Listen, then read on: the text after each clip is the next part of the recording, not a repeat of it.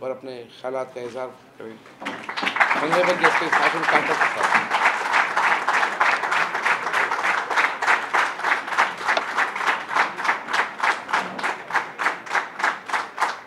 محترم acting chief justice Balochistan, میرے برادر ججز، پریزیڈنٹ سپریم کورٹ بار ایسوسی ایشن، پریزیڈنٹ ہائی کورٹ بار ایسوسی ایشن، میرے استاد جسٹس ظہور احمد شاہوانی صاحب، میرے بیٹوں، میرے بھائیوں اور میرے بیٹیوں، پتہ نہیں جتنی جو کچھ کہا گیا میرے بارے میں دوسروں کو جانتا ہوں یا نہیں، اپنے آپ کو خوب جانتا ہوں۔ اگر اس کا سوا حصہ بھی یہ خوبیاں مجھ میں پائی گئی تو میں کہوں گا میں خوش قسمت انسان ہوں۔ آپ سے میں ایک ایسے سٹیج سے مخاطب ہوں کہ مجھے خود سمجھ نہیں آ رہا ہے لانگو صاحب کی طرف کہ کہاں سے شروع کروں بات اور کہاں پہ ختم کر دوں۔ ایک طرف یقیناً ایز اے ہیومن بینگ ہمارے پروفیشن میں جو وکالت سے ہٹ کر کے ججشپ کی طرف آتے ہیں تو ہر آدمی کی ایک معصوم خواہش ہوتی ہے کہ میں اعلیٰ عدلیہ تک پہنچ جاؤں۔ مجھے بھی یقیناً خوشی ہوئی ہوگی،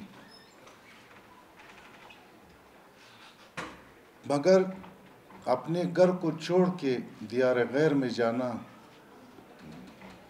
خصوصاً اس شخص کے لیے جو 10 دن کے بعد ہوم سکنس کا شکار ہو جاتے ہیں یا جو کبھی گھر سے باہر نہ رہا ہوں، اس کے لیے یقیناً مشکل بھی ہوگا۔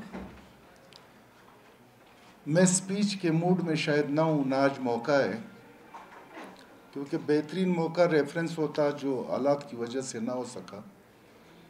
وہاں مجھے اپنی خوبی اور خامیوں کا پتہ چلتا ہے، یا کوئی کسی شخص نے بھی شاید، چونکہ میں مہمان تھا، یہ میزبان تھے اور اس کا تقاضا یہی تھا کہ تعریف کی جائے۔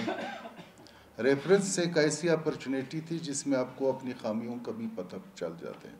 بہرحال مختصراً میں صرف 2 باتیں کروں گا۔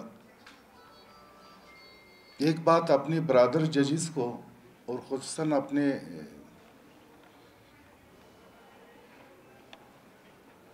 ایکٹنگ چیف جسٹس صاحب کو اور ایک اپنے وکلا بھائیوں سے۔ میں نے اس پروفیشن میں 13-14 سالوں میں جب میں جج رہا یا وکالت کے دوران، چونکہ میں بار ایسوسیشن کے ساتھ تھا اور بار پولیٹکس میں ایکٹیو تھا، یا وائس چیئرمین رہا بلوچستان بار کونسل کا، اس